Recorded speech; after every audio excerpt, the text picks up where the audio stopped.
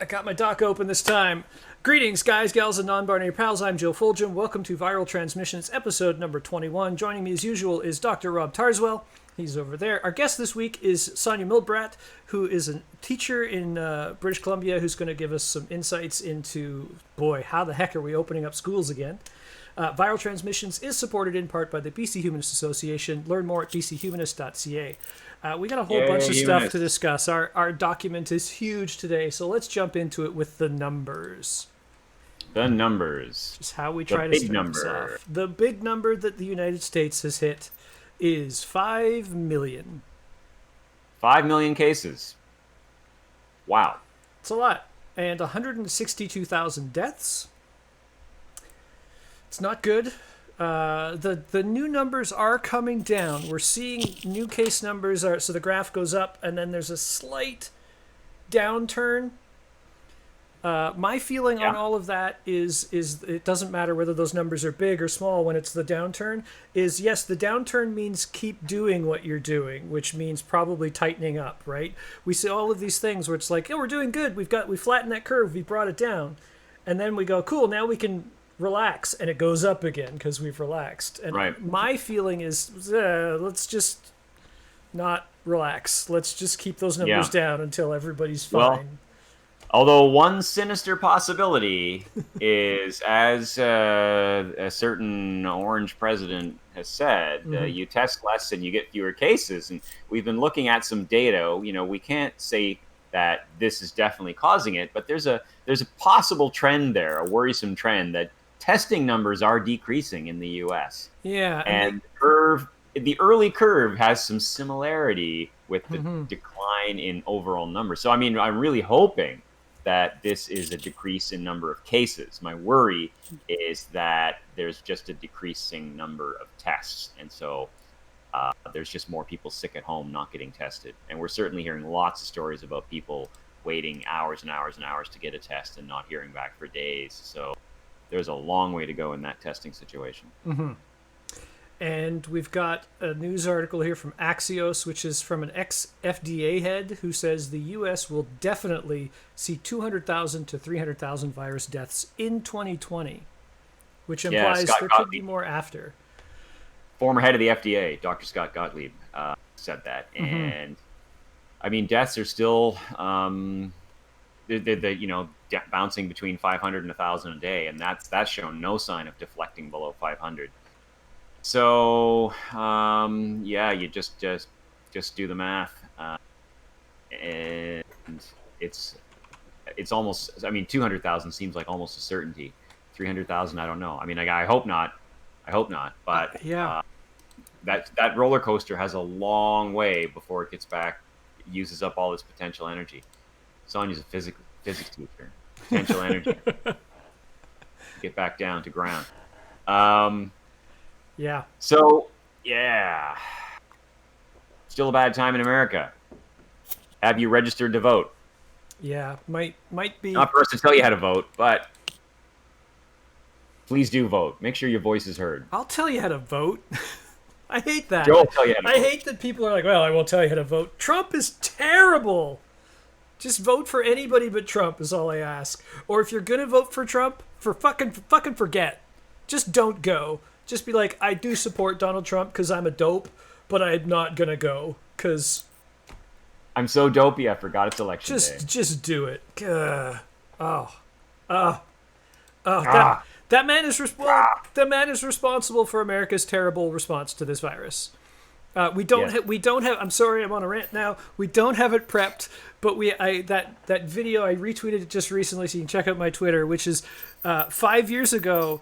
Obama talking about setting up all this stuff in case a pandemic shows up, and he literally goes, "We might have one in 5 years, like the Spanish flu." And the video is of him saying this like 5.5 years ago, and the person beside him in the video, because it's side by side, just sipping tea and going. And then they also had a video of Trump going, "It's just going to go away." Brutal. That guy's totally responsible for all of that shit. What else have we got for numbers? Oh, I have an image to show some people. Which so how do you think? I know Rob knows the answer to this. We'll ask the people in chat. How do you think if the U.S. states were countries, how would those line up? 1, 2, 3, 4 for the most infections per. This is per million, so it's a per capita kind of rating. How do you think, Sonia? Any thoughts on where the states would line up? Would they be in the top? Would they be maybe in the top 20 or so? Or how do you think they're doing? I think they're in the top 5, probably. Yeah. So you are bang on. As a matter of fact, if each state was its own country and we compared them, they would be the top 12. And you can take a look at this now. It's brutal. Brutal. We've got Florida as number 1, Mississippi, Louisiana, Tennessee, Nevada, Georgia, Arizona, Alabama, Idaho, South Carolina, Oklahoma, Texas being the top 12 daily world COVID-19 new cases per million. Yeah. And after that are places like the Maldives, Panama. Then we've got Missouri and Arkansas. Then Bahrain, then California rounding out at number 18. And even more. You can see they're all highlighted in blue on the image that I'm streaming up there right now. And it's... There's nobody to blame but the guy in charge. There's nobody to blame but the guy in charge. He's responsible for not just policy, but the brain infection of this negative propaganda that we're also going to talk about later on in the show. You can't solve a national problem with local responses. Yeah. 100%. What else? Do you want to talk about this next one we've got, Rob, from NBC over the last 7 days? Oh, yeah. So, I mean, it's just more numbers. The image is pretty grim. I don't know if you want to pop that one up. Didn't prep it. Okay. So, on average, about every 80 seconds, there's a death from coronavirus in the United States right now. I'll just here. I'll paste the tweet which has that's hour after hour, day after day. Yeah, it doesn't take time off to go to sleep at night. It's just every 80 seconds. And that image is a repurposed hotel conference room that's been repurposed as a temporary morgue, and all those boxes are cardboard coffins. Those are all coronavirus victims, just in that one image. Yeah, a lot of extra dead people. Yeah. And if Scott Gottlieb is wrong, and if it goes, if it gets much bigger than about 400,000 or 350, I forget the exact number, then it's past World War II dead. 400 and a little bit, like 402 or something like that was World War II American World deaths. War II. Yeah. And it wasn't people... Like in World War II, it was at least, and I don't want to forgive World War II deaths, it was at least soldiers who signed up and went, we're going to go over there and fight the bad guys, and we signed up for this. Well, did they have the draft? I think a lot of people signed up. Sorry, my history's not that great. But they were soldiers and went over there to fight, and those are the people who lost their lives. Here, with this pandemic, it's just people. And it was over 4 years, by the way. Not one. Yeah. Yeah, U.S. involvement started in 41 until 45. I really do. I feel like because they're not 3.5, really. I think they're going to hit World War II numbers. The question is, will they do it in 2020? But probably. Yeah, maybe not in 2020. A lot will depend on who gets handed the keys to the White House in January. But that's 2021 that he finally gets those keys. So yeah, but then somebody can actually start doing something. Mm-hmm. God, they're gonna actually get the roller coaster back on the ground. They're gonna have so much to do. And then our last number, which is 13,000. That is almost the number of people refused entry to Canada from the U.S. during the pandemic. 11,321 of those were U.S. citizens trying to get into Canada. No, stay out. You're the plague states. On the one hand, I got a lot of empathy, but yeah. On the other hand, I'm just in torn. It's just terrible. Yeah, I have friends who are all reasonable, rational. I mean, some of them are watching the show right now. Hello. Who are all reasonable, rational people who don't deserve to be in the plague states. I want them to come up here. I want them to... Can we just give them places to live up here while they're safe? but we Yeah, can't. Yeah. We need like a motel. We need a kind of a refugee Motel 6 that Yeah. you get 2 weeks of food, 2 weeks of staples. You get a coronavirus test, and okay, then you're released into the wild. Okay, so those are our That's numbers. not the Yeah, situation we have. So it's not. Let's get into our school reopenings now that so we have Sonia let's comment get on some of this stuff. Sonya Sorry. in the spotlight. Yeah. Our first story is from NPR. Fear among polled teachers about returning to school. 82% are concerned. I'll let you. Yeah. Sorry, go ahead. Rob. So what do you think, Sonia? Is that a number? Seeing in the background, is that something that you resonate with? Yeah, I mean, first of all, thanks for having me on. And I would like to acknowledge that I'm streaming here on the traditional and unceded territories of the Squamish and the Hunkaminam speaking peoples. So I'm really happy to be here. It's where I work, live, learn, and play on their land. Yeah, like you said, I'm a high school science teacher. And so we have large schools here in the Lower Mainland, and I work in a public school, so I'm part of the BCTF, and my local unions page has definitely been very active recently. A few people very, very concerned, sharing every possible article, which had to start muting because I also have experienced a lot of anxiety around returning, but it seems like most teachers I talk to are I mean, we love our jobs. We want to be in school. We want to be teaching, but it's a very scary thought to return, especially with numbers increasing currently again in BC. BC was boring for a long time. It's not boring anymore. The boring graph is not boring. Can we get a sexier excitement next time? This is not a fun excitement. I want a better excitement. Yeah. So, what is your understanding of the guidance from public health for BC public schools? Okay, so the big kind of announcement and surprise that I think, from what it seems to me, even the people that were part of the steering committee were a bit surprised with, was this idea of learning cohorts, or what are they called? Learning groups. And so the idea is that we'll be returning to school with normal class sizes, normal, amount of staffing. There's been no increased number of job postings, things like that. But then what was announced, and this was information for the teachers at the same time as the public, was this learning group or cohort situation. So you would have your normal size classes.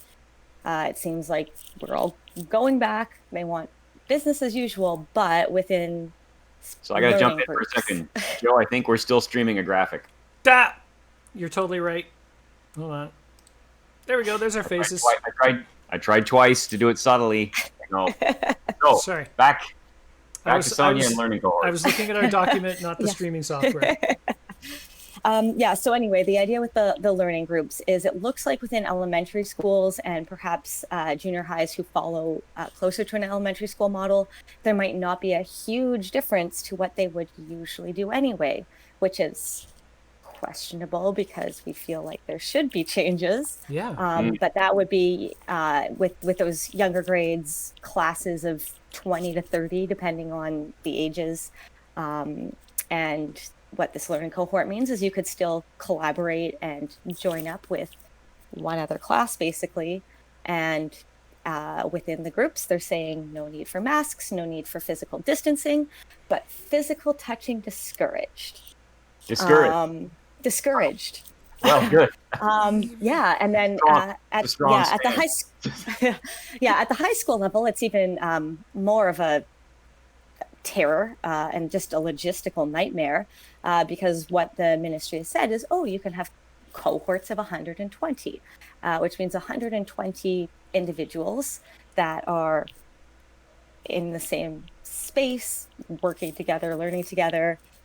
No need for physical distancing, no need for masks. And so this may require for some of the larger schools a huge rejigging of the timetable, which has not happened because we're currently all timetabled just as if it was a traditional school year. So I'm going to history, Sally's going to physics. Yeah, Right. exactly. Right. So no more there's that. Wow.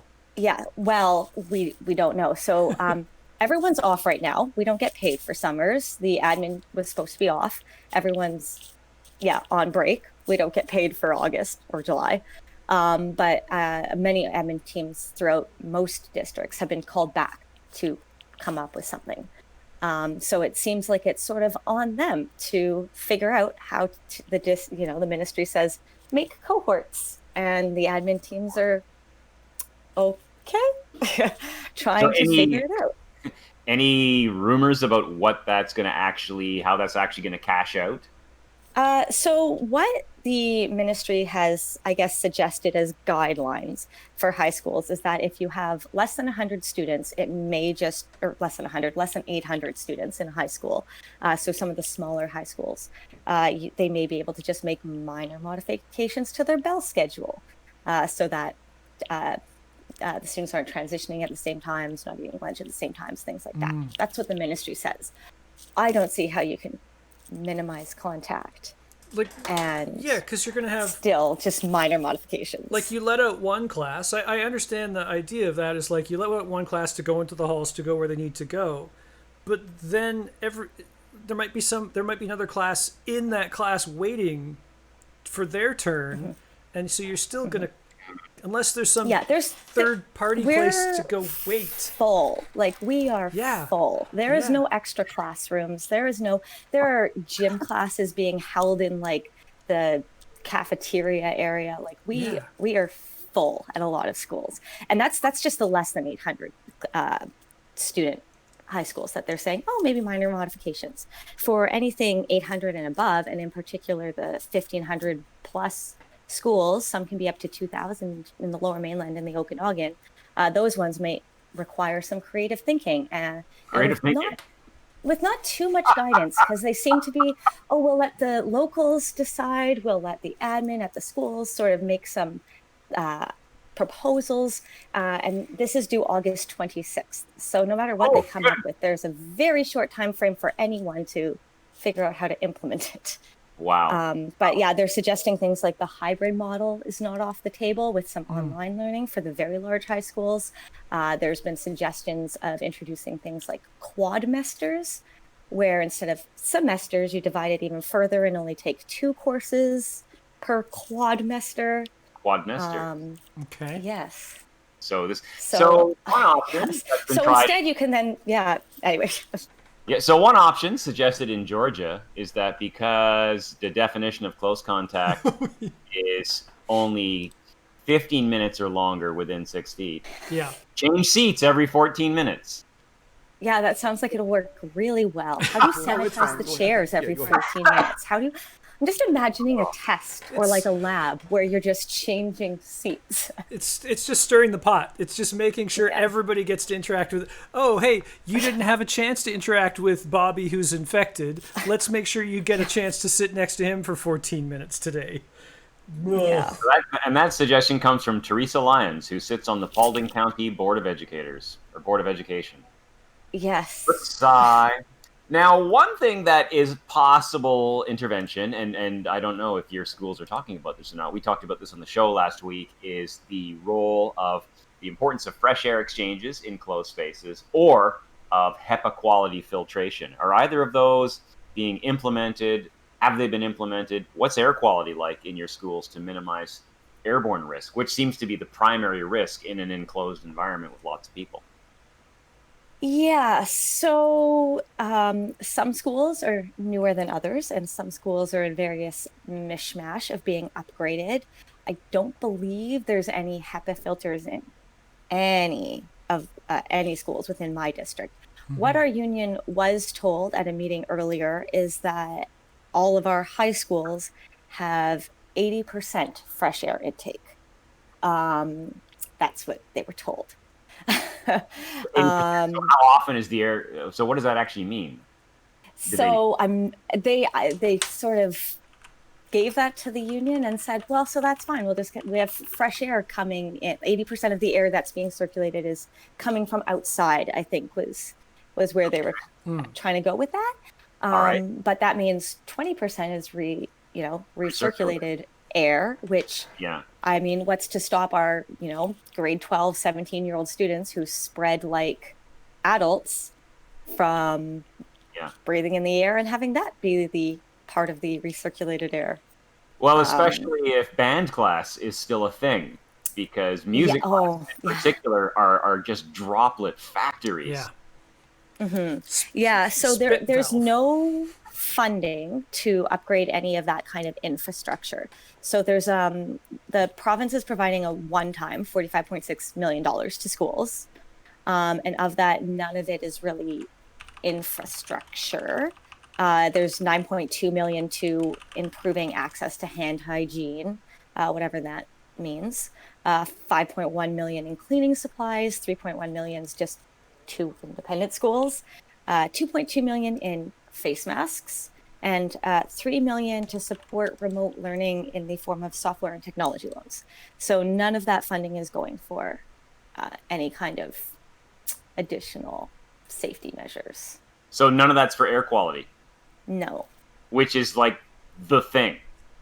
Like the thing. Oh my God. Yeah. Which why am I laughing? This is terrible. It calls back to the whole idea of you'll be in these groups and social masks and social distancing aren't required, but physical touching is discouraged. And I was like, has physical touching been a thing that we've thought has been a transmit I mean, it could, because it's like touching a surface that's coughed on. Like but... the elementary school kids are going to be told not to hug each other, things like that. Yeah, but it should be it should be physical distance. It should be social distancing, and masking. I don't understand. No, but within the cohorts, we don't have to do that. because that way only 120 people will get infected and then go home and infect all of their families, who will then go to their workplaces and infect all their workplaces. Yeah, it's a 100 family bubble. And the question too is, how do sibling groups fit into this? Because if one sibling is in a cohort of 120, another's in a cohort of another 120. They have a parent who's a teacher, there's another 120. All of a sudden you've got 360 new contacts when you've kept your bubble to a bubble of 4 prior. Yeah. The idea of a bubble works if it can stay a bubble, but these are not, they don't only exist when they're at school in those classes. They then, they go home and their families, God, I hadn't even thought of that. So it's unclear how that... Yeah, how it's going to work. So this has led to a petition in the community, which, as of August the 4th, had collected over 10,000 signatures to make in-class learning optional. Is that something that you've heard of or that your union's aware of? Yes. Yeah. So there's been talk of it. It's been shared. There's definitely huge concerns amongst teachers who are just teaching, teachers who are parents, and I think there's support for online learning. The union and teachers in general are saying it cannot be this kind of hybrid situation that was occurring in June, because that is just physically, mentally unattainable for teachers to continue to do. It's burning the end of both sticks. We can't provide in-class, in-person learning and quality online education where we're following up all of that. It's just not doable. And so that's what it seems like these parents are asking for, is for the teachers to continue in way beyond our job description, doing basically 2 jobs at once in order to provide this online education. I think there is demand for online programming to be available, but it needs to be done in a much different way. And the union recognizes that, and they were arguing from very early on when schools reopened in June, look, teachers can't do all of it. We can't be teaching online and in person at the same time. And then there's the whole issue of places where we've kind of beaten on Georgia a little bit, but really I think Israel was the first place where schools opened up, and that led to a nationwide spike in cases. Is that something that the union is keeping on top of, what's happening in other jurisdictions as schools do reopen to kind of look at lessons from around the world? Yeah, I mean, I think that there's definitely union members who are keeping their eyes on all of that, bringing that forward. Really, the place that we have for our voice right now is on the steering committees for the reopening of schools, where there are union members, teachers, parents, and it is being brought forward.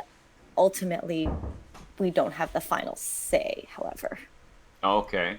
So, all right. So, this is a speculative question. I don't know how involved you are in the union. What are your options as a collective organization if you feel like this is getting really unsafe and we can't do this? I know in BC there are pretty broad rights to refuse dangerous work, but Yeah. there's a lot of So, imperatives here. yeah, the problem is that if the ministry and the PHO continues to say, "Oh, we've looked at this and it's safe with these safeguards," then we can't say it's unsafe work. So we have the right to refuse unsafe work, but we can't just say, "I feel unsafe." The ministry, the ministry has- gets to define that. Okay. Yeah, so there has to be some evidence. Well, I mean, So has there there been a has to be lot of some transparency? acceptance of the evidence. Okay. So has there been reasonable transparency? The public health organization at a provincial level has generally been pretty lauded for its transparency, daily briefings. Has your union felt like there's been good information transparency around coronavirus in schools type of issues, or? I think they feel that a lot of it is being perhaps downplayed, that it seems like they'll hear the concern and go, "Yes, but in BC we're doing this," or "Yes, but we're going to do cohort models, so it'll be okay." So it feels like while the evidence has been presented and there's perhaps a willingness to hear the sides that are concerned, it does not seem like it seems like they're just ready. Okay, school's going back, Okay. just make it work. So it's not leading to substantive policy considerations. Not that you're Not from what I can see. okay. Just as I'm just a lowly in class teacher. You're I'm down pretty there. low down the ladder. Should we show? Should we show the difference between Georgia and Thailand? Yeah, Canada's probably going to be somewhere in between these two extremes. Yeah. So And this leads us back into more wailing on Georgia, because Georgia has brought a ton of bricks down on itself, and we are quite happy to point and laugh. So Thailand here has repurposed some little voting booth blocks to put on each of the kids' desks. All of the desks seem to be socially distant as much as they can. They're all wearing masks. And then we've got the Georgia photo, which is just a crowded hall room full of kids not wearing masks.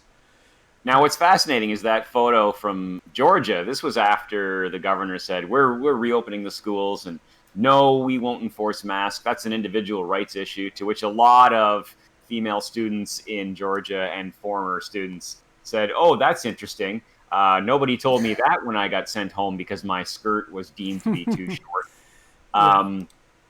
So the student that took this photo of a crowded hallway in Georgia was suspended, and she ended up on national news saying that she was quite happy to get suspended, calling it good trouble for bringing attention to this issue.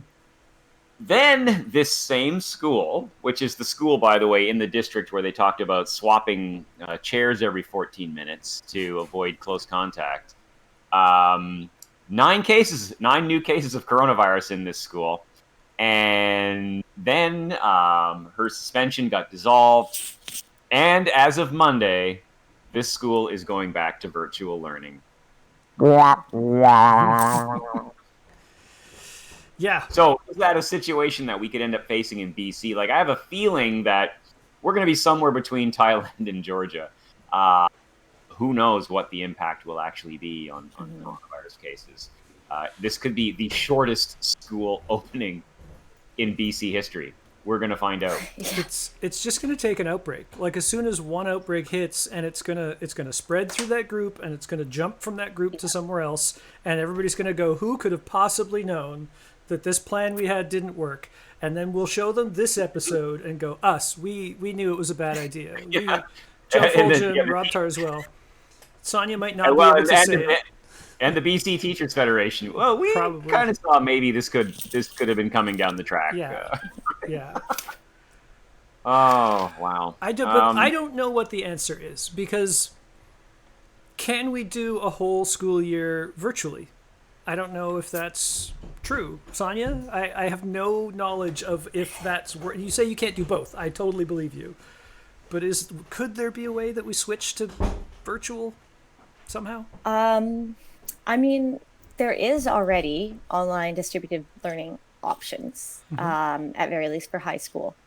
It would require, I think, probably more support from parents especially if there are students who perhaps need that extrinsic motivation, and that kind of thing. There are not currently the staffing or the resources for that large scale of online learning.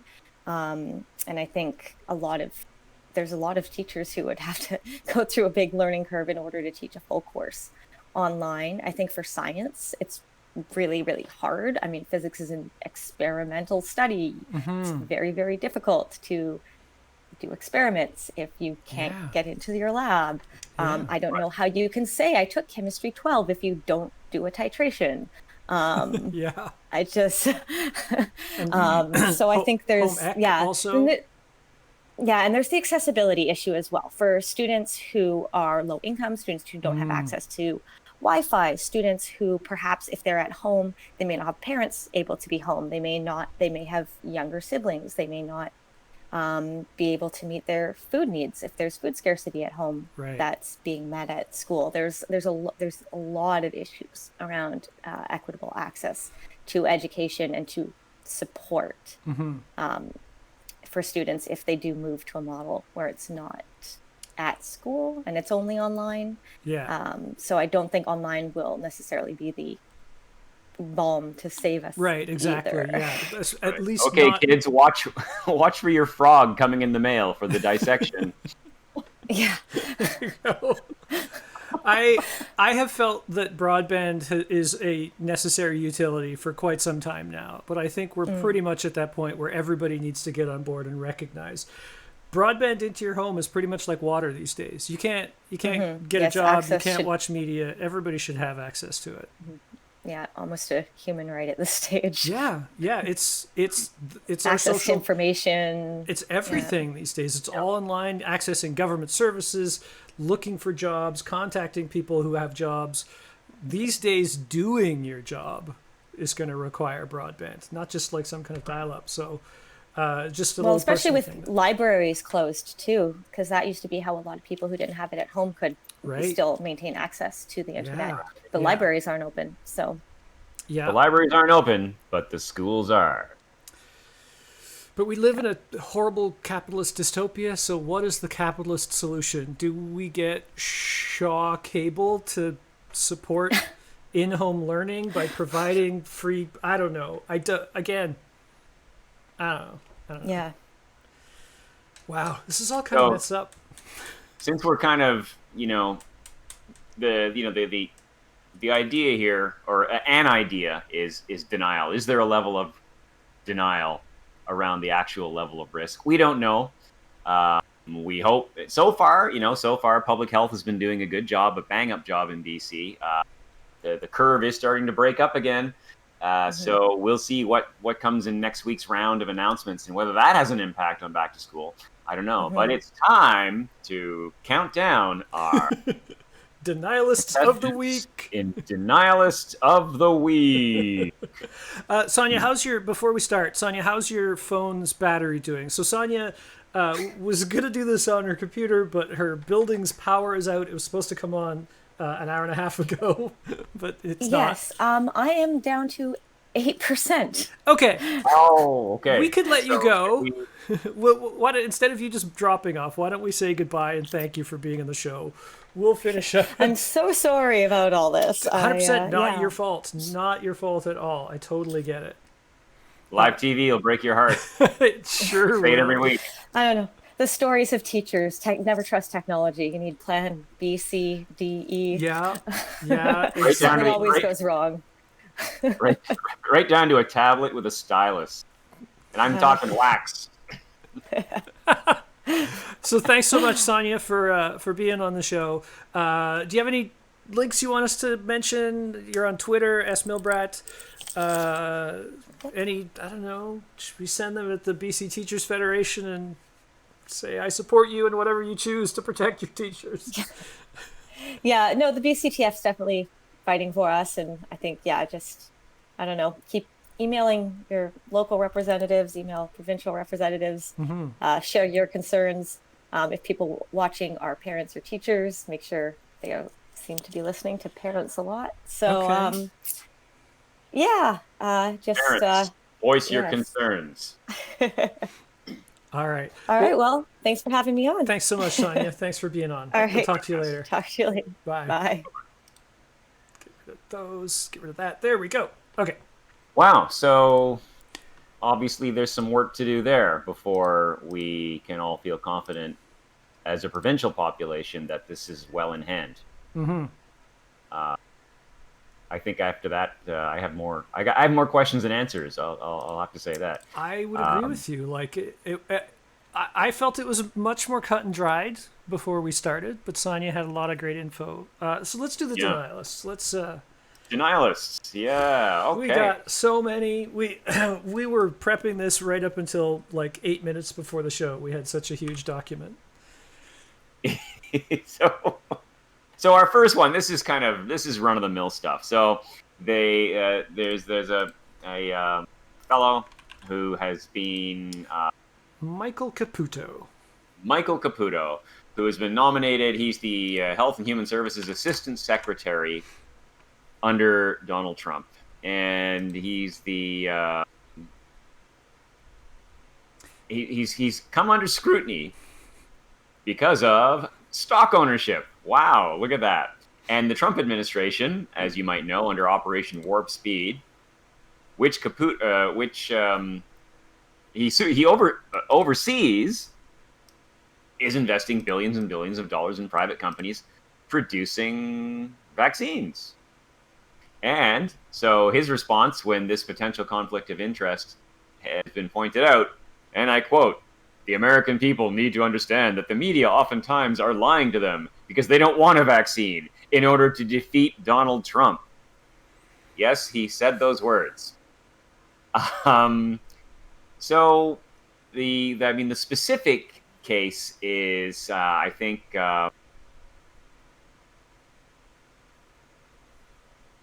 Oh, while being So say this name, Moncef or Moncef Slaoui made the remarks, and that's pretty fabulous to think that the entire media complex would rather have tens of thousands of people dying than to actually have a pharmaceutical, because it makes for good headlines. And don't look at me. Don't look at the billions of dollars I'm overseeing. Don't look at my stock portfolio. And then to add on top of that, so Health and Human Services Assistant Secretary Michael Caputo argued the media doesn't want a vaccine before the election. I believe that all the way in my aorta. Which in is my aorta. I believe that his brain was not involved. 100%. This is what happens when you think with an organ that is not your brain. Is bullshit denialism. I like the fact that he's actually referencing a proper anatomical term. So that really, I think that got him some creativity and style points. And also, it's all the way down to here. It's not. Yeah. It's not much further down. It's only in the middle. I only believe this to the middle of my body-ish. Yep, all the way down in my. Well, the arch is here, but then it kind of goes in the abdominal area. Okay, so. Yeah. But it was pretty fancy. So yeah, so that interview quickly descended into a rant about the media, and that was just fabulous. So Slaoui worked for 30 years in senior roles at pharmaceutical giant GlaxoSmithKline. He still holds significant stock in the company. And the Health and Human Services Inspector General ruled that he can continue to own stock in the company and is exempt from disclosure rules that would apply if he joined the government. Well, that's great. That's great for him. That's fantastic. So, meanwhile, the rest of us who have to work with normal human rules. So that aorta that got him onto the short list. But the next one, I think, do we want to roll that video from the Axios interview? Yeah, I have it prepped. It's not showing up on my monitor for some reason. Why are you not working? Why is it not working? Let me just transition it. There we go. Okay, good. I'd love to. We're going to look. Let's look. You got to listen to this whole thing. It is. Yeah. It started to go up Here's again. one. It is just. Right here. It speaks for itself. The United States is lowest. Or doesn't. This whole thing of Numerous categories. one of the things that you will notice here is that all it takes to unravel Europe? Trump's bullshit what? are what In are what? called Take a look. follow-up questions Right and here. knowing Here's what you're case talking death. about. Oh, you're doing That- death that as a look on proportion the of guy's cases. I'm face talking when about he's death as a looking. proportion Oh, of no, this population. is- That's where the US is really bad. Well, Much worse than I South can't hear Korea, it right now, Germany, sadly. etc. you My can't do media that. software is not you have playing to go this, but I by. have got to look You on his have face. to go by It's where. so good. Here is the He United gives good States. face. He You does. have It's to go by be, the cases. the The look, cases. the Why look not on his as a face has proportion become of a population? meme already. Like What it both says the is when looking you at have this somebody and the that Yeah. has where there's a looking up case, have Oh, become okay. the like a people whole that thing. live from those cases. How It's does surely anybody irrelevant watch this and support statistic this to say if the president? US How do has they? X population and X percentage of death They've, of that they've worked population backwards to versus convince South themselves Korea. that By the talking like cases. Well, look this at South is a Korea, sign for of example. strength, 51 I think. million population, And 300 like, it's deaths. so weird. It's that like, they're it's okay. crazy. You don't know that. I do. It's You on the. don't know that. You think they're faking their statistics? South And no Korea? doubt, no I doubt, didn't QAnon know is they have out a there very good dissecting these relationship with graphs the in the country. order they were But you handed don't know out that. for And secret they have messages. spikes. Yeah. Look, here's Germany, one of- low. The big here's one takedown. of- It's coming any day, here's guys. one It's right coming here, any United day. States. The big Take the takedown's number of coming. cases. Now look, we're last. So this is Meaning we're Axios, first. I don't know which what is it is. they're from Australia, I It's a believe. what? Take a look. Again, it's cases. Which explains why there's actually and a we media have professional cases here who knows because what the of fuck he's statistics. doing. Wait, 1,000 Because Americans died. American, I understand. I understand on newscasters cases it's don't different. seem to No, but know you're how not to reporting do it this. correctly, Jonathan. I think They I don't am, but If you take a seem look at to this know other what the chart, facts are when they interview Look, him. this is So our somebody testing, I says believe. something This is and they the just go, testing, yeah. "Oh, okay." Yeah, we and do move more on. tests. No, wait a minute. Whereas if you've don't we actually get credit for researched that? the stuff- And because we do more tests, Yeah, you're we here. have I more know that you cases. are. In other words, we test more. We Yeah, have, but we now can't. take a look. That's the problem. I can top see the one, little. That's a good thing. There's not a little bad thing. graph showing me top, that the audio's Jonathan. working. I'm trying to speak if above hospital it. rates were going down and deaths were going down, probably I'd talking say over the good terrific. stuff. You deserve to be praised for Well, they testing, don't but they're even all turn- going turn down. it down. Very I'm going to turn them down. 60,000 a little Americans bit. are in hospital. You watch the Just- news, read the papers. absolute They usually talk about trash. new cases, new cases, new cases. I'm talking about Again, Well, you the look at looks. Death is way down from where it was. it's 1,000 a day. It was 2,500. We'll- It went down to we'll 500. wait till it's Now done. it's going up Death, again. excuse me, where it was is much higher than where it is right now. Went down, then it went up again. But now it's going down. I again. don't It's think I going have it down set in to loop, Arizona, so it's it going should be down just in Florida, national It's at going some down in point. Texas. Take a look at this. These are the tests. It's going down in Florida? Yeah, it's going. It leveled out and it's going down. That's my report as of yesterday. There we go. That's it. Let's go back to us. So that gives United States President Donald Trump a shot at Denialist of the Week. Yep. But our next entry actually took a shot with an AK-47 Yeah. at the police At the after police. refusing to wear a mask. Now that's a fella that doesn't want to wear a mask if he's going to shoot at police. Yeah. Not Yeah. much more to say about that story. No, there's the link, but Pennsylvania, yeah. city of brotherly love. So that's another. Although I one. don't know if this is in Pittsburgh. When you reinforce your denialism with an automatic weapon, although maybe it was modified to not be automatic, I don't want any of the gun nuts coming in here and telling me you probably think AR stands for assault rifle. Okay, well, let's move on. We've got Derek Sloan. Yeah, some Canadian entries on the week here. this is- So Derek Sloan, for those who don't know, Member of Parliament for the Conservative Party of Canada and erstwhile leadership contender for the Conservative leadership. Yeah. After their stepped down earlier this year or late last year, I forget which.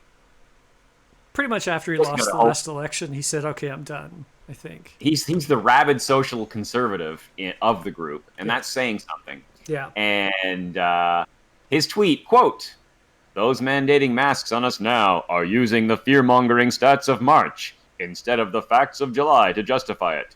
This isn't about science or law. It's about control and compliance. Nonsense. Says just a fantastically authoritarian man. Yeah. It just, I love it, how much authoritarians hate authority that they must be subject to. Oh yeah. They make it up because it's what they do. Like, yeah, I would absolutely take advantage of this situation to enforce my own control over the populace. So that's obviously what the Liberal government is doing. That's Fulgham's rule. I tweet about this a lot. Fulgham's rule: when the right makes an accusation, it's usually a confession. Yes. And it's I get to use that so often because it's like, oh, they're pedophiles. Oh, here's Trump with Epstein. Oh, they're totally gonna be faking the election results. Oh, it turns out that's what the Republicans have been doing, as well as voter suppression. You name it, every one of those accusations they throw out, it's just them throwing up smoke for the bullshit they do. Voting by mail is bad and easily defrauded. Oh, look, Trump voted by mail from Florida. I know. It's just the same thing with this asshole. This isn't about science or law. Yeah, nothing you talk about is science or law, so how would you recognize that? Right. Canadian entry. Now we're getting up to honorable mention. So this is honorable mention denialist of the week. Yeah.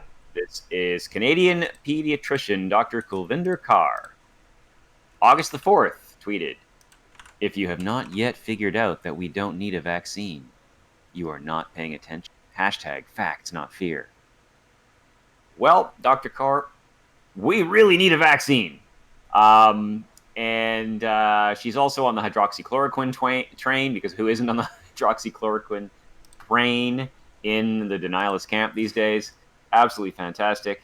But that really, I think our winner this week for an outstanding contribution to denialism, Dr. Suzanne Humphreys, an internist of all things, an internist from the United States. "If you think wearing a mask is wonderful, maybe you should also have a little sip of your urine and a tiny bite of your fecal material. Do you know that the lungs are an excretory organ and also adjust the blood pH? And for equating wearing masks with literally eating shit, you, Dr. Suzanne Humphreys, win Denialist of the Week." It was a hard-fought battle, but you really came over it all. Does she know that okay, the lungs are an excretory organ. They are excreting a byproduct of your metabolic goings on. Carbon dioxide, baby. Yeah. And you breathe out carbon dioxide. Does she realize that even without a mask, you're still breathing some of that in because it's just out in the air? Like, and the difference that you're breathing in with a mask is so, like, it's literally what gets trapped between the mask and your, like, this tiny amount of volume maybe is holding on to the air that you breathed out, and all the rest went through the mask and out. So when at end expiration, there's more exhaled air in your upper airway that doesn't get exhaled, that just gets rebreathed right away. There's more in your mouth. Yeah. And hidden behind that mask. You don't vacuum. Your mouth doesn't turn into a vacuum. That's a great point. It's not. It's not like just full of nothing. There's still air, carbon dioxide all through you. Yeah. So we rebreathe a lot. Yeah. Yeah. How? A tiny bite of your fecal material. She's a doctor. She's a doctor. Yeah. Every doctor I've met through you is gets all this stuff. How? Where do they come from? Where do they go? Yeah. Where do they come from? Let's. Is the place that gave her medical degree right now going? Oh, let's double check all of her test scores or something. I don't know. Well, I tweeted back at her. Suggesting that she hire a lawyer and sue her medical school for a tuition refund because she didn't get what she paid for. Not long after that, I don't think I had anything to do with it. Not long after that, though, this tweet actually got deleted.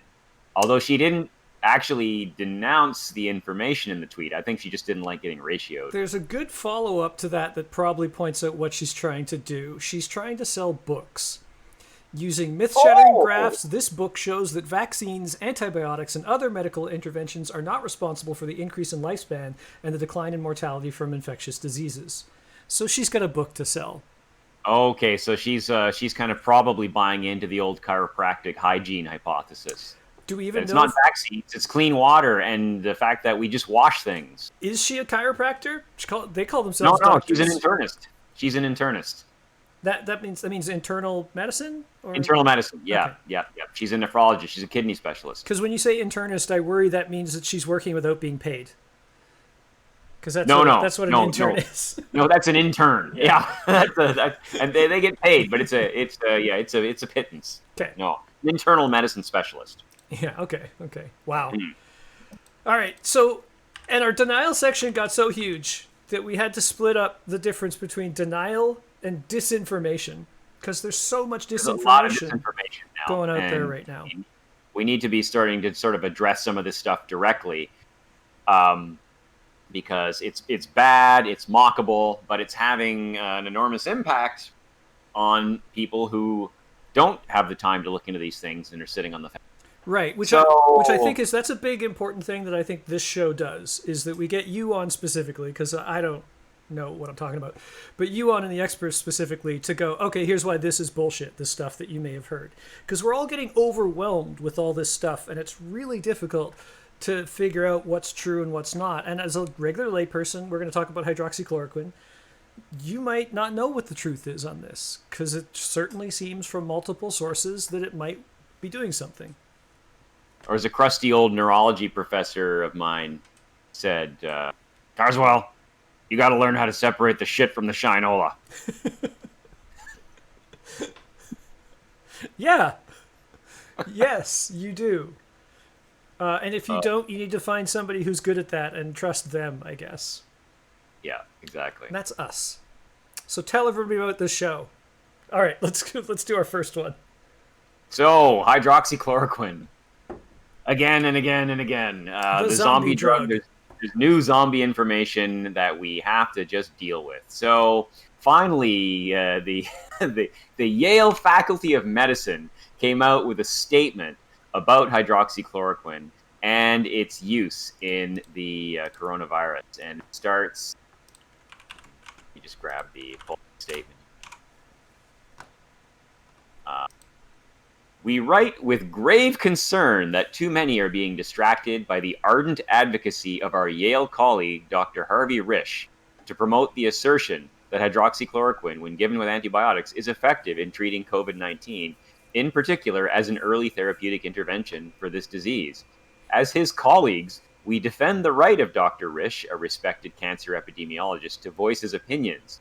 But he is not an expert in infectious disease epidemiology, and he has not been swayed by the body of scientific evidence from rigorously conducted clinical trials, which refute the plausibility of his beliefs and arguments. And the statement goes on from there. But this is what a time we live in when Yale University is calling out its own faculty by name and telling them, you got to get off your shit. You got to get it together. And it's absolutely fantastic, and it just goes on and on and on and on, and it sort of ends.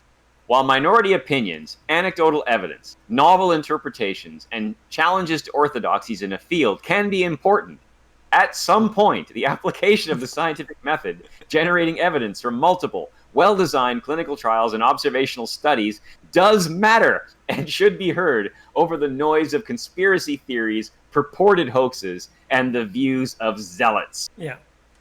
Oh. So as a non-expert, what you can take away from this, what you can learn from this, is that hydroxychloroquine is bullshit. It doesn't help with COVID-19.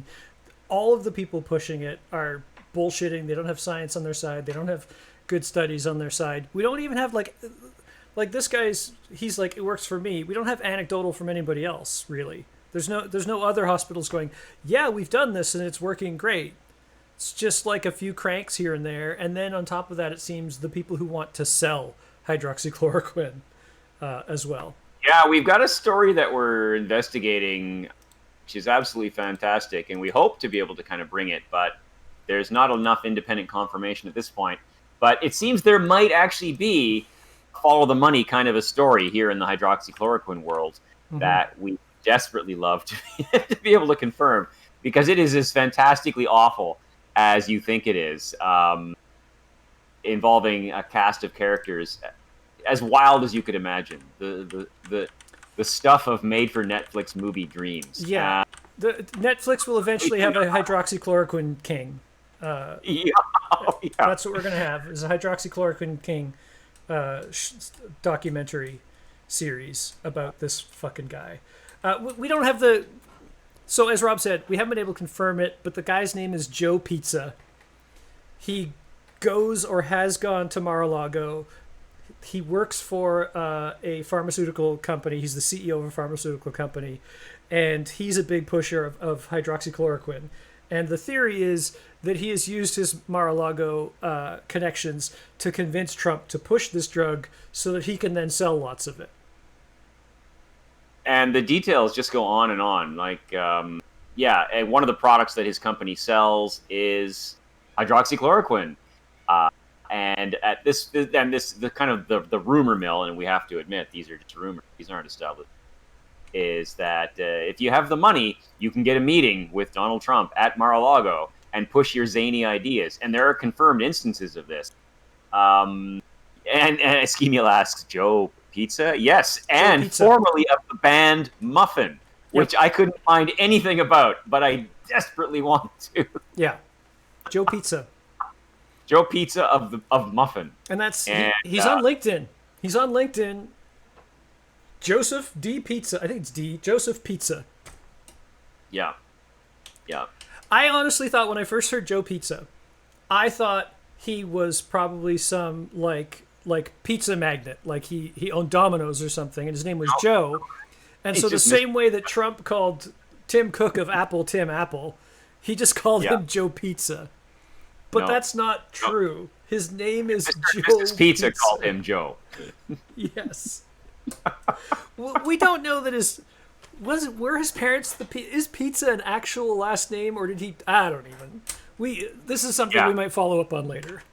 More questions than answers. And if any of you have any insights and you're able to dig into this, it's just too juicy to leave alone. But I don't know where to go with it after my preliminary investigation. Yeah, there's no evidence that he's contacted Trump. That's the thing.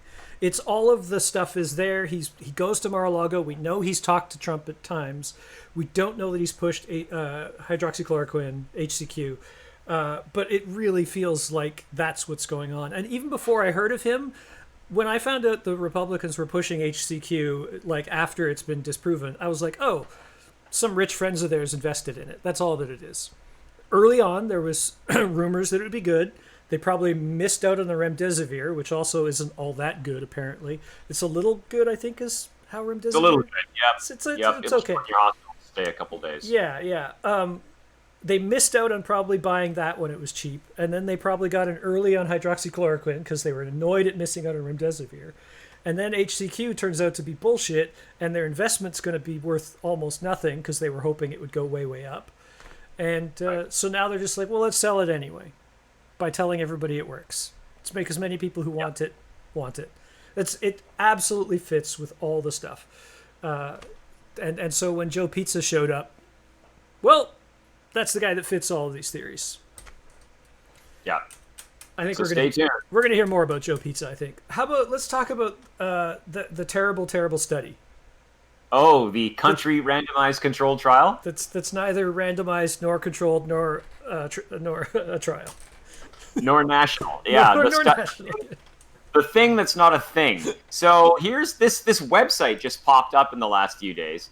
Country-based analysis of early hydroxychloroquine treatment. Countries adopted or declined early treatment, forming a 2.7 billion person country randomized trial. Did they? The interesting thing about this website, and you can go check it out yourself, hcqtrial.com, which is now saying that it's under attack. I mean, I hope that's true. I hope there's a DDoS attack going on against HCQtrial.com, because it surely deserves it if anyone does. It's fantastic when they talk about this study, which manages to neither be national, nor randomized, nor controlled, nor a trial. So let's break this down. So the idea is that there is a certain group of nations, and the nations that elected to promote hydroxychloroquine versus the nations that didn't had lower mortality from the coronavirus. And therefore, this is a self-randomizing trial, and we can look at this. Well, okay, this isn't a thing that exists. If you actually wanted to slot what kind of a study this is what we would call an observational ecological study. Because first of all, it's not nation level. Yes, nations did make these recommendations, but within there would be internal decisions about what to do at a state level, then at a municipal level, then at an individual hospital level. So there's no way you can say that this actually occurred at a national level other than a statement by a nation saying, go ahead and do this. So that's number one. Second of all, it's not random. These countries self-selected. They made the decision, are we going to recommend hydroxychloroquine or are we not going to recommend hydroxychloroquine? So there's no randomization. The third thing, there's no control group. Nobody took all these nations and put them in a basket and pulled out slips of paper. Said, okay, Canada, you're in the hydroxychloroquine arm. Oh, Azerbaijan, you're in the control arm. That didn't happen. So there's no control, and there's no randomization. So all it is a study of what happened based on one statement at a national level. Well, there could be all sorts of reasons, and there are all sorts of reasons why countries that made recommendations versus those that didn't had different outcomes, right? So there's a beautiful thread that just tears this apart piece by piece by piece. And let me see if I can find that. Is that the C.T. Bergstrom one? Well, he links to that thread. So let me see if I can find it. Yeah. But as Carl himself says, the report itself is a case study in Humpty Dumpty's. When I use a word, it means just what I choose it to mean, neither more nor less. So that's a pretty great thread. So I'm going to I threw the link in. That one in, yeah. And let me see, because I think that I put that in a Facebook message to you earlier. So I'm going to go grab it, because it's a really well done take. Yeah, here we go. If you guys want a model, an absolute model of how to analyze bad science, you need to be following GitMK on Twitter. I hope that works. Facebook, of course, managed to glom on. Yeah. But let's see if that takes you to the right. It does, yeah. It does. Okay, good.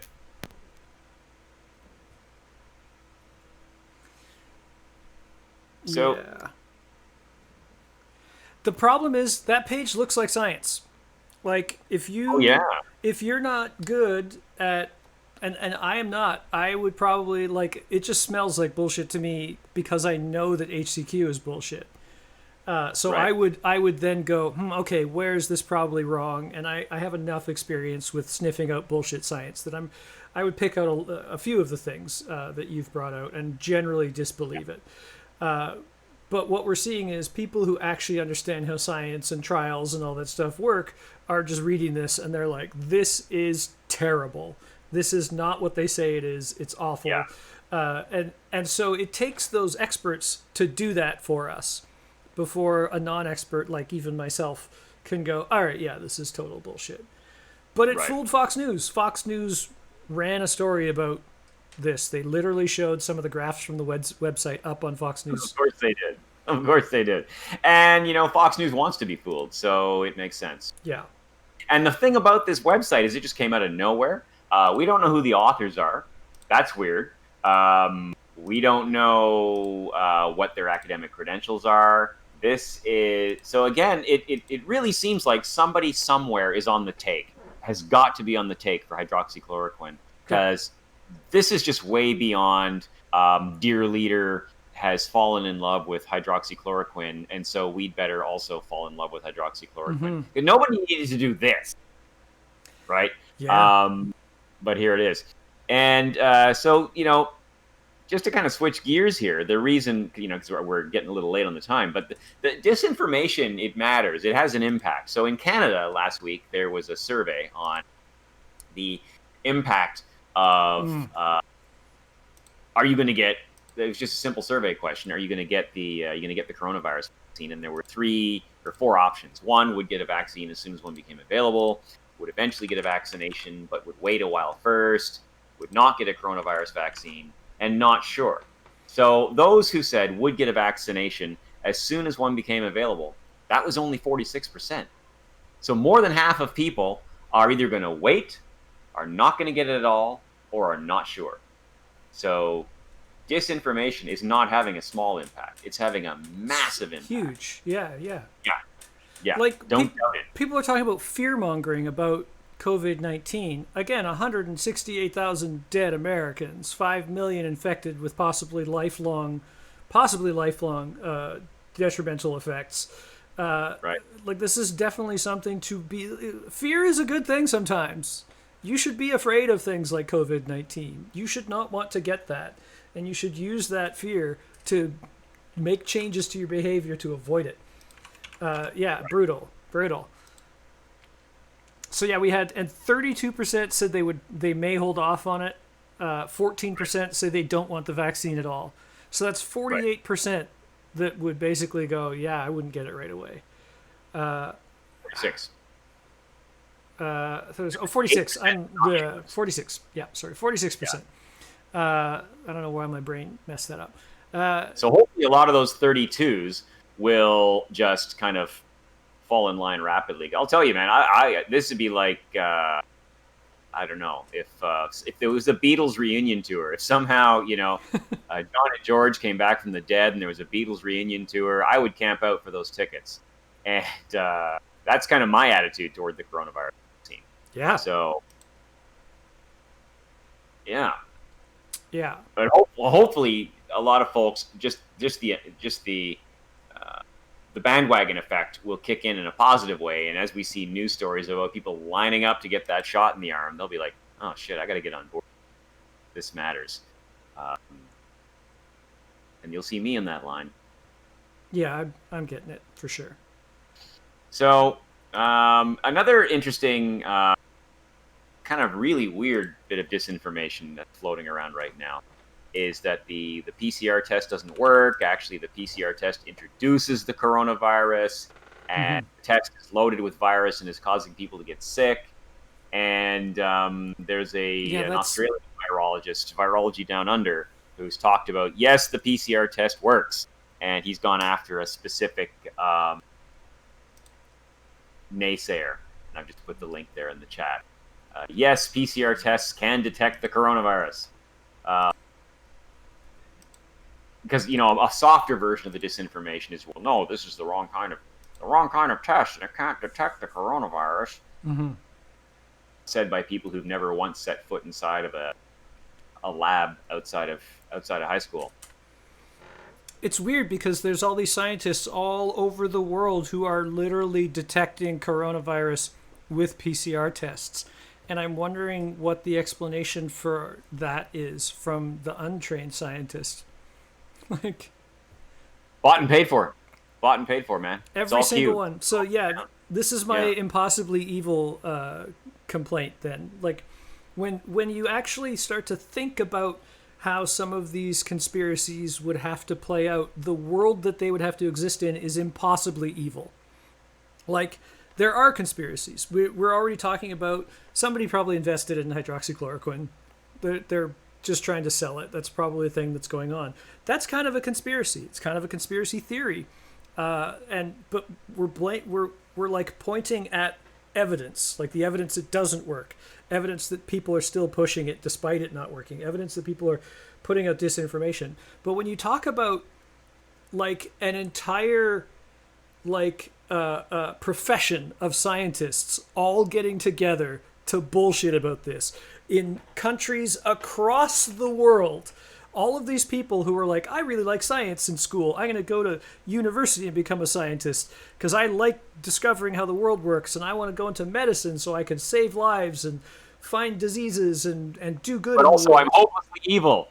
But if you offer me this money that nobody's ever tracked down, I will 100% flip-flop and say bullshit in order to make that money. And not a single one of us will pretend to go along with it and get evidence and expose it.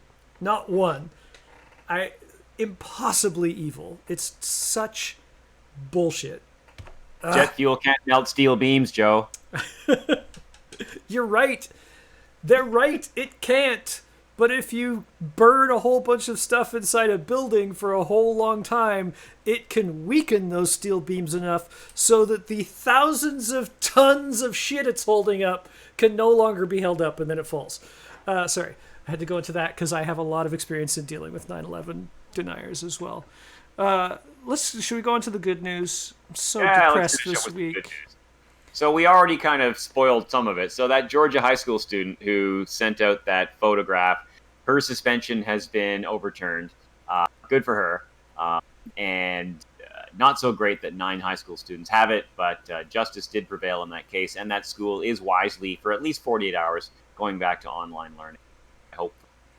Mm-hmm. Here in Canada, Canada is already starting to sign vaccine production agreements with Moderna and Pfizer. So Canada is starting to lay bets on what it thinks are going to be the first vaccines to market.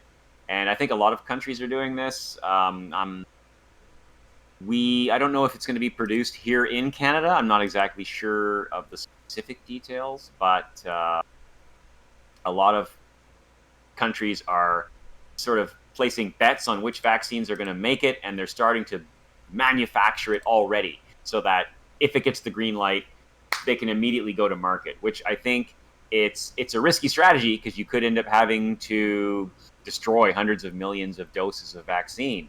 But in terms of the potential lives saved, because we're now up to 7 candidates in phase 3 trials. One of these is going to work. At least one of these is going to work. It's amazing that when we started the show, I don't think we had any vaccines in phase 3 trials. There was just the Oxford vaccine that was way out in front, and it was in phase 2, and that was amazing, and that was in late March, and here we are in early August, which is just mind-bogglingly fast, right? The previous fastest vaccine developed was for the mumps. That took 4 years, and now we're doing what they did with the mumps vaccine in 4 months. Incredible. So one of these 7 is going to work.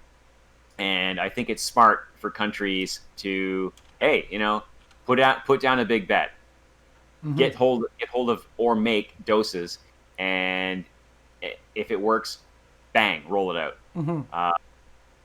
Instead of then, okay, we've got one, let's start ramping it up to production. How long is that going to take? Oh, it should only take another 3-4 months. Yeah. No. Yeah.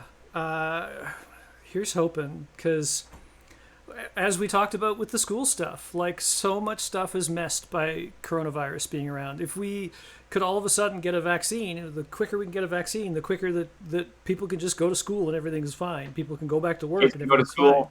Parents can go back to work. The economy switches on. Hooray. Yep. Hooray. These are important things. These are good things. We can literally go back to the way it was when we get the vaccine. Although I still might wear my mask a little more.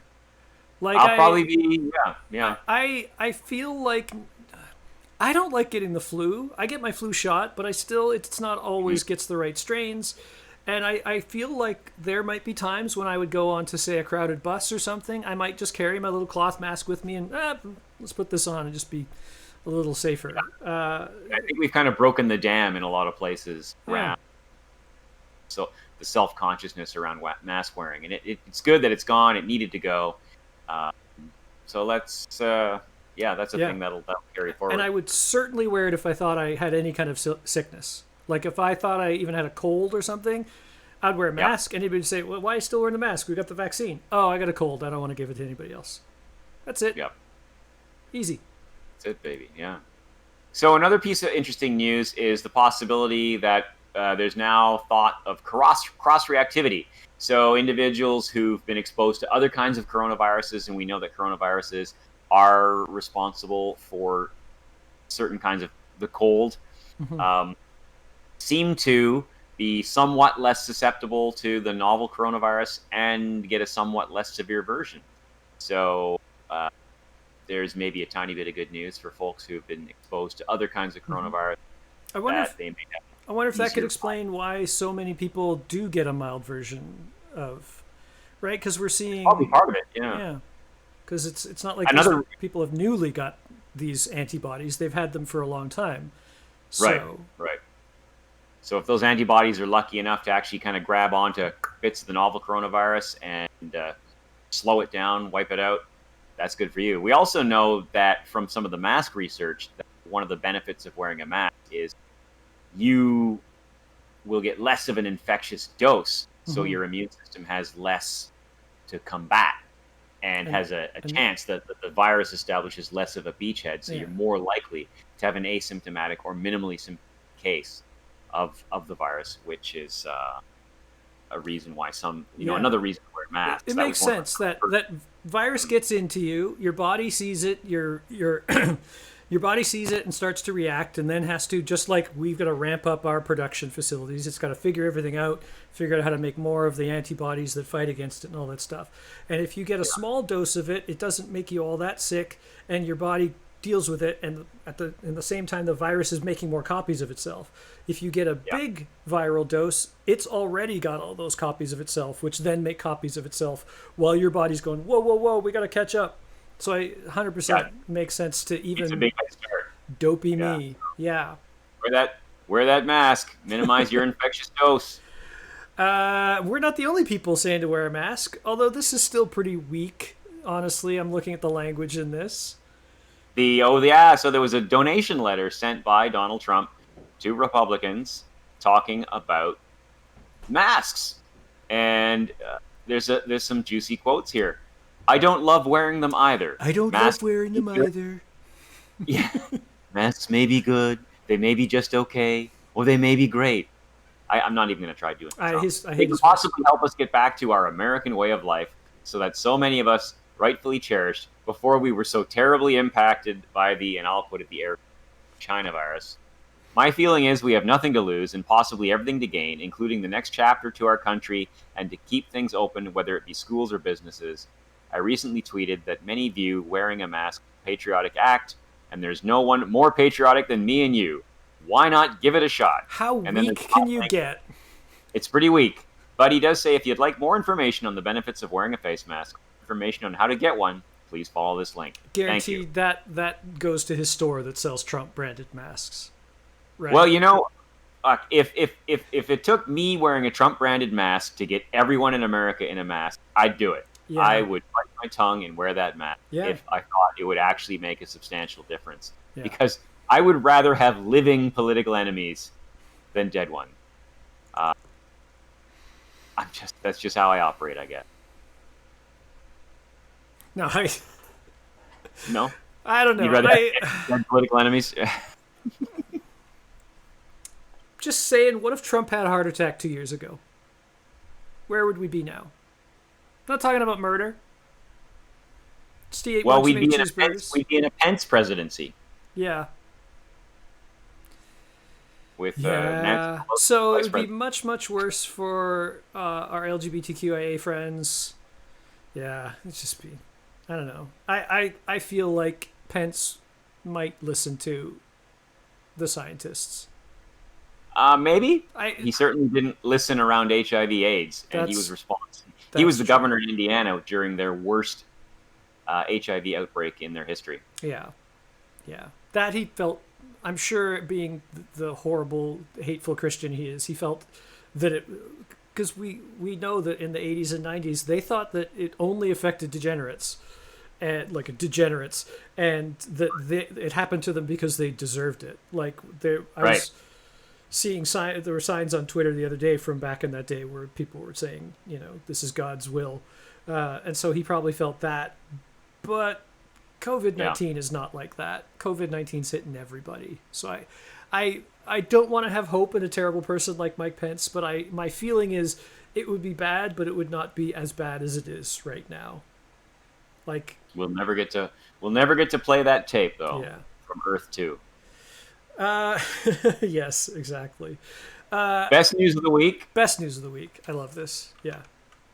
2 Indian schoolgirls have discovered an Earth-bound asteroid after looking through images from a Hawaiian telescope. There's an exit plan. It'll all be over. It'll all be over soon, right? Soon? Asteroid's gonna hit soon? It's viral transmissions. This wouldn't be good news without a catch. It's not going to hit the Earth for 1 million years. Fuck!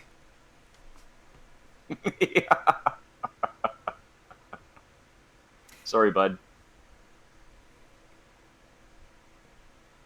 I mean, what a way to go, right? To have 2020, like if it had hit, boy, if it could hit December 31st, just the crown jewel on 2020, an asteroid hits the Earth and we're all dead.